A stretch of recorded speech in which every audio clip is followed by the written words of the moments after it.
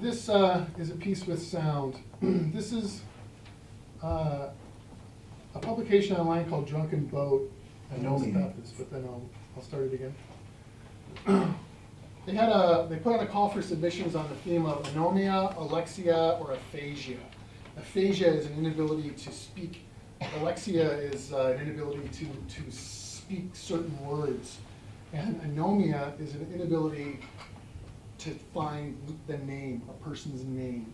These are both psychological and physical conditions that are not completely understood. There are people who are born with kinds of aphasia. There are people who, due to injury, develop aphasia or anomia or alexia. So I submitted the piece that you see on the screen, which is called Anomia 4. And what's basically happening in this, and I think we can see on the projected screens, there's the text of the poem, but there are these glowing letters that if you read the letters as they happen and skip the intermediary letters, the glowing letters spell out Jennifer. And they also, because of the nature of cyclic things, if you read them down and start in the right space, they do that also. So the word Jennifer is spiraling through the poem this way. It's also spiraling through the poem this way, but it's never really actually in the poem. It's only made up of the letters as they occur in this fixed pitch font grid. So I submitted that and they accepted it. And then about 2 weeks before the issue was going to come out, this was a point in time, 2005, where people were buying laptops that had microphones built in, and people were just starting to really record their poems, and it was becoming a thing for online literary magazines to include audio of the people reading. And so they said, hey everybody, anybody who has a poem in this issue of Drunken Boat, if you want to submit an MP3 file of yourself reading it, we'll put it up with your poem. Well, my piece is really a visual poem, not an audio poem, but instead of looking at it as a problem, I looked at it as an opportunity. So I recorded myself reading this piece, and then I recorded my wife, Jennifer, reading just the letters Jennifer, and then I have my friend Dave, who is kind of a digital audio video super freak. He's relentless and precise in a way that I never could be. And he spliced her speaking of the letters over my reading so that they occur in time. Every time they appear in the visual, he put them in so they appear there as I'm saying that word. So I'm gonna play that so you guys can hear it. Anomia for Jessie, Janet, no. Tight-fisted or Cajun Eleanor, no. Milfiore, red jitters. Nadine, Rita, fingers. Ray, Juliet, entwined, tip of eager, rejoice. Annie, Naomi, defeated. Aaron, Judy, Jane, once I froze her, dejected and angelic, aflame. Sarah, Jamie, Anne, can I offer empires jammed into nothing, fastened or jammed in needing, Faye, error, enjoy, Ellington, Anita, false, siren, Joyce, naming, liar, forfeit, readjusted, innuendo, I soft-lettered J, Elaine, Antonia, if feet first, Jane, Renee, not it, afar, ember. And that's the first half. I won't bore you with all the rest. So this piece is really about not being able to find a name that is around you everywhere. It's in the text 2 different ways, and it's in the audio, but cannot be found. Speaking of B.P. Nickel, he did this project called Translating Apollinaire. Really interesting project. The first piece he ever had published was a translation of an Apollinaire poem, and in 1975. And he embarked on this project of translating his own translation of Apollinaire in as many ways as he could come up with. And by translate, I mean things like rearranging the words in the poem in alphabetical order. So this is the poem, but reorganized so that every word is in alphabetical order instead of making a grammatical or syntactical sense. Here it is rearranged by letter alphabetically. Here it is replacing every word with words of the same length using Ferguson's standard corpus, which is a reference piece. Here it is replacing every word with synonyms from Roget's Thesaurus. Now this goes on and on. There are hundreds and hundreds of different variations that he came up with, but the one that really, really got me it blew me away. It was the first time I had ever thought of doing anything like this. It was this one, number 18. View 1, walking east along the northern boundary looking south. So this is the poem, but it reads down the left side. Here's another view, but it's walking west along the southern boundary looking north. So it's the same poem, but it's complete geography rearranged. And to even think of a poem in geography in the same concept really struck me as an amazing way to look at a text.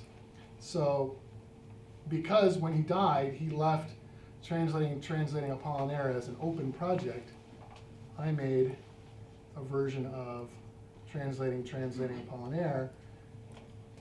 This is his poem as he translated it, but this is the same engine that was the cube, both cubes. This is the same engine that was the 5x5 cube, and that was the 13x13x13 cube, except this is a 1 by about, I think, 37. So it's not really a cube anymore, but each letter is in its own subcell. So now that same 3D rotatable concept turns this poem into every possible view of it that he was not able to describe, well, didn't live long enough to describe. But this is sort of the sum total of that way of looking at a poem. This I'm just going to mention very briefly because it falls under the rubric of electronic and literature. This is a project that a friend of mine, David Haig, and I did. David's a visual artist, amazing visual artist, and kind of a geek. And we did this project where for 1 year, he had an iPhone, I had an iPhone, and every day he would draw a picture on his iPhone and he would upload it to this blog, and he would tell me that he had done it, and I would go to the blog on my phone and I would title it. So they're all his drawings and all my titles. There's 365 of them. We did it 1 day, every day, for a year. They're fun. David's quirky. He's nutty. And I found it a really simple thing to do, to title things that he, as a visual artist, said it was something that he always hated, was trying to find titles for his piece. This is not me. This is a really famous book, actually, originally. This started as a piece of literature called Bembo Zoo. That's a little loud and annoying. So, like I said, this was originally a book, and it's a beautiful book, and the whole concept is you take these animals' names, and then you make pictures of the animal out of the letters that are in their name. So the antelope is made out of all of the letters in the word. Bison is made out of letters in the word bison, which is a pretty neat concept. And I really loved the book a lot. But I really hated this website because I thought it was like everything wrong with web design. It's loud and it's jangly and it's annoying and it's animating something that doesn't even really need to be animated. And so while I love the pieces, I didn't really love that website. So, and I was talking earlier about how much minimalism appeals to me and less is more. So the story of this piece is, I was working at a job and taking phone orders from people. And you know how sometimes when people are spelling a word or their name, they'll resort to something like saying, D as in dog, or O as in orange, so that you really understand what to say. So I'm taking this order from this lady, and she's spelling her name, and she said A as in dog. And it cracked me up, and it cracked her up, and she knew she'd said something stupid. And it was funny, and it just stuck with me, this phrase A as in dog, because there is no A in dog. But then I realized that in some fonts, if the descender of a lowercase a, that little tail on that lowercase a, were to wag just a little bit, the A could really be made to look like a dog. And let's see if I can make it big enough. So to me that was A as in dog, because the A has the little tail, and it wags, and that was my whole vision. So, but once I had that, I'm an abecedarian. I love doing alphabetical sequences. I've done a lot of projects that they use every letter of the alphabet to do something. So my first thought was, can I come up with, for the whole alphabet, an animal that can be made out of a letter that its name doesn't start with? Can I do that for the whole alphabet? And I came up with ways to do that. I did not have the guts to be as minimal as this, I confess. I got my friend Marco Niemi from Finland to do all these actual GIFs. So this is C as an inchworm. You can make the C look like an inchworm. That's not the most difficult one. D is, yep, D is in snail, exactly right. No, beaver, sorry, that's the beaver. That's his tail. Yep. Yeah, the snail I think is B. It's going so fast. Just a little bit. So every letter of the alphabet done as something that it isn't. That's my response to Bembo's Zoo. A little more minimal, a little less jangly, a little less loud. One more BP Nickel. This is a piece that he originally did as a typewriter poem, and it was reset into this font by the assistant to a really famous typographer, whose name I won't bore you with because I'm probably the only font nerd in here. But this is a piece called Blues that's a very famous nickel concrete poem. And I look at this piece, and I love this piece. I think it's beautiful. It's one of my favorite simple pieces of his. And it works as a typewriter poem, but I like this version best. And I kept thinking to myself, what is it about this thing that I really like? And I thought it might be 3D rotatable, the way the cube is and the way that other piece is. But usually, for things to be fully rotatable, they need to be symmetrical on the horizontal and the vertical axis. Otherwise, you can't do that rotating thing. And this is obviously asymmetrical on the one axis. It's not. But after much trying and mousing, I realized that the way to do it, and you'll see in a minute when it starts, the way to do it is not to use the center. If I offset it by 2, the piece, when it begins to move. So this is that same poem that you just saw, but multiplied by 4. So there's 4 versions, and then you'll see how it's offset off the center as it comes around.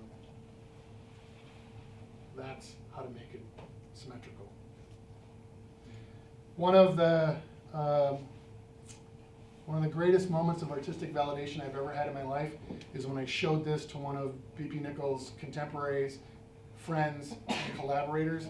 And when I showed it to him, he said he would have loved that. That was like the greatest moment of my professional life, hearing that. I'm going to show you a piece that doesn't work anymore. On the theme of technology doesn't always stay the same, it doesn't always work. So what's supposed to be happening here is a nice fade in, fade out effect. And now it just blinks. And I'm sorry for that because it's visually ugly, and I normally don't show this to people because I don't like it anymore. This is also one of the reasons why I don't send my work out to other people to publish very much anymore, because once you send it to someone else, you lose control of that code. This was all done, the effect was done using DHTML, which nobody uses anymore and browsers don't support, and so it looks ugly. But what this is the whole poem. This is a poem whose page is the fabric of time, on and on. What I did was I belonged to an email list, a listserv for writers, and I sent one word every day, and just one word. That was the entire post to this group. And what happened over time was these people, it didn't make any sense, just one word, totally out of context, nobody knows what it means. You've got thousands of messages coming in, and you get a message that's just one word. By the next day, you've forgotten what the previous word is. But on some level, it stuck to people, because after about the 3rd day, people started replying and adding things to this. So this thing had this whole other life where people were attaching their own things to it while it was happening and not even really knowing what was going on. And then at the very end of it all, when it was all done, I sent the whole thing to them so that they knew what had happened. But the whole thing took, I forget how many words it is, but it took about 3.5 months, 4 months for this to fully appear. But it doesn't work anymore. This particular presentation of it But what it does is it cycles through lots of different ways to look at that same text. Okay. Okay, I'm going to talk about this, and then I'm going to pass these around. This is totally optional. You don't need to take any of these if you don't want to. Later on, I know Paul's class is going to talk about Raymond Queneau's 100,000 billion sonnets. 100,000 billion sonnets, that's a 1 with 14 zeros after it. That's how many sonnets Raymond Queneau wrote. He's a famous Oulipo writer. They wrote with constraints, and what he basically did was he wrote for every position in the sonnet, he wrote 10 different lines that could go in that position. So if you do the math, if the first line can be any number, any one of 10, second line can be any one of 10, the third one can be so on, you get to this 10 to the 14th power. That's how many possible sonnets you can read that Raymond Queneau wrote. Now, 100,000 billion is that number there, a 1 with 14 zeros after it. It's a pretty big number. But I'm always fascinated when I hear all these government numbers and trillions of dollars and what the debt is, and we have a real innumeracy problem as humans. It's not even just Americans or Western culture. Humans have a really hard time visualizing numbers that big. Like we can get 1,000 in our head, and we can get 1,000,000 in our head. But once it gets around 10 million, 100 million, a billion, we don't even know what that is. We literally cannot grasp how big a number 10 to the 14th power is. 100,000 billion sonnets. We can't imagine it. I did a similar thing, but a little bit more elaborate, a little more involved, but still permutational in the same way. And I used a more complex form called a sestina, which has 39 lines instead of 14 lines like a sonnet does. And the way I did my permutations, the number of sestinas that are possible is 9.103 times 10 to the 131st power, which is the number you see there. It's a number so big it doesn't have a name. Here's what the name would be if it had a name. In fact, if you look at the very last line of this number, the very last line rounds off in zeros, rounds off as numerically insignificant, a larger number than Raymond Queneau sonnets. That's how big this number is. This number is so big, it's actually larger than the number of particles in the known universe, which has been estimated to be between 10 to the 72nd and 10 to the 87th. And this is 9 times 10 to the 131st. That's how many sestinas I generated. Now, there's enough in here. We're at capacity in here, aren't we? I mean, there's probably pretty close to 70 or 77 people. We might be a little bit over. There's enough in this box for, should be, for everybody to have 3 to 5 of them. Don't take one. One is stupid. You cannot get any idea what the mechanisms are at play from one. And I would even take 2. Take at least 3, but don't take any more than 5 so that everybody can get some. And if you don't want one, it's okay. I'm not going to be insulted. A sestina is like a brutal, long poem. If it's not your thing, don't be like, oh, I have to take some. Don't take some if you don't want some. But take at least 3, no more than 5. Pass them around. There won't be a test later.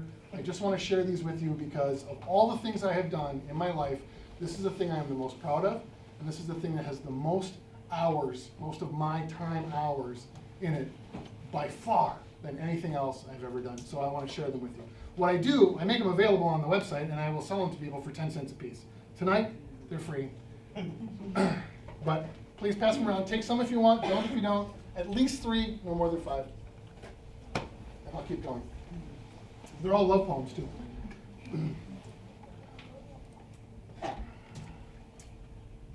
And we're almost ready for doing some Q&A, but I want to show you a few things really quick that I've been working on. I'm teaching myself the processing programming language, which I love a lot. I'm going to show you a couple really quick.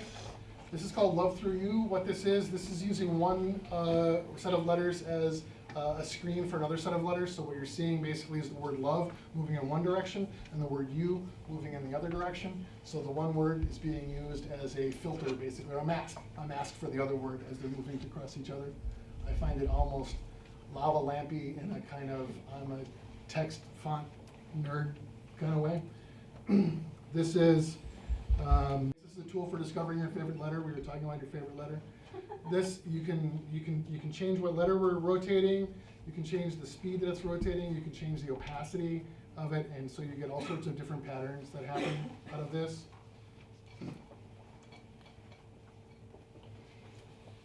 This is this is a poem I need to keep writing. My mom died about 5 years ago. It's the worst thing that ever happened to me. What it does is take every pixel that was part of a letter, explodes it apart, they fall. They never completely go away. Once they get to the bottom, they are still there on the fringes of your perception. So I feel about my mom. I'm also really excited about, I'm getting into, just starting, this is lame, it's just proof of concept. This is not gonna impress you, except with its potential, hopefully, if you can think big, be big. I got to connect, and I'm learning how to read the depth camera input from the Kinect. This was just proof of concept the first day I got it. Check this out. I'm controlling the text that's happening on the screen with my motion. So what I'm looking to do is some performance pieces where I'll be able to interact with the text in a live sort of performance way. So like when you go to a concert, you see those visuals going up on the background, you know, and everything happening. I'm basically going to try to do that.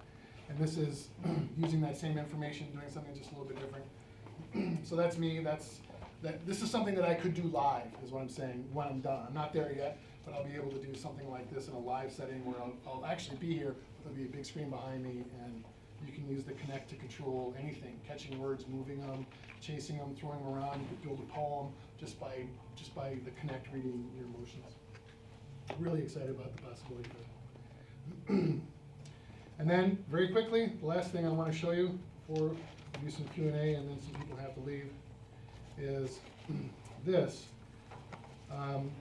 This is, I'm going to show you the map first. This is kind of a traditional old school hypertext story, except it's really, really big. In fact, the guy who made the software that this was made in Twine told me that it was the largest project he'd ever seen done with his software, and he made some modifications to the software for me so that it would be able to handle it. It's 1,001 passages. It starts in the very center, and then you have 5 to 6 choices. That's your next layer out. And then each one of those choices has 5 to 6 choices. And that's the layer out, and then out, and then out. And then when you get all the way out to the very outermost level, every single choice leads back to the center. So in shape, it's basically a torus. It's a donut. In the same way humans are basically just a torus, a donut. Weirdly shaped donut, but a donut nonetheless. And time-wise, that's all I got. If anybody has any questions, I'm happy to answer them. I know some people have to leave at 8, and we'll be happy to stay later and talk if anybody wants to talk. But anybody has any questions? Yeah. Does traditional, just like poetry on page, it doesn't move or you to death? No. In fact, I'll tell you a really quick story. I was at this art, this thing at this art gallery, and all these people were going to get together to do this thing. So we were just having like a meet and greet as we sort of decided who was going to be in charge of what. And we did this thing where we all sat in this big circle, and we went around the circle, and you're supposed to say your name and what you do. And so everybody's going around the circle. They're like, I'm Bill, I'm a watercolorist. You know, I'm Steve, I'm a photographer. You know, I'm Sandy, I'm an oil painter. When they got to me, I said, I'm Dan. And, oh man, I don't even know how to tell you what I do, because I do all sorts of things. I do poetry on the page, also. I do poetry on the stage, also. I do poetry that moves. I do all of those things, and I think I tell people all the time. I think it's just as hard to write a bad poem on the page as it is to write a bad electronic poem. You know, it's just as hard to write a good poem in verse as it is to write a good free verse poem. You know, they're sort of like just different. They're different quivers, or different arrows in your quiver, rather. Some ideas that I have, I get an idea, and it can only be done on paper. Here, in fact, here's one. You can have that, just for asking. This is not an electronic project. It could not be an electronic project. It only works in that printed format. And I think some poems really only work on the page. And some poems work in multiple ways. Like the O poem. That was one that really, it had a lot of modes that it could be expressed in. But some things don't, and I don't think that's bad or good or no judgment. It just sort of is As you work with any form or any format, you start to get a sense of what it can do, and then pretty soon when you get ideas, you know what shape you want to do it. Sometimes it's a page. Anybody else? Questions, comments, frustrations, aggressions? Yeah. I guess my question is, what is your favorite software that you use to create these types of things? And I guess what should I download? What should I geek out to? Well, What do you say?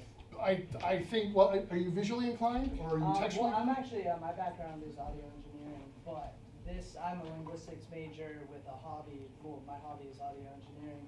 This is very interesting to me because it brings linguistics to that visual life, I guess you could say. What should I download to start building these types of things? That's a huge question because there's an enormous number of things that can do that.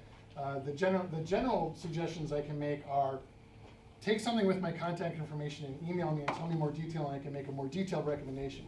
But in general, there is nothing that can be done with proprietary tools that cannot be done with open source tools. It's out there, it can be done, you will possess it, it won't be somebody else's.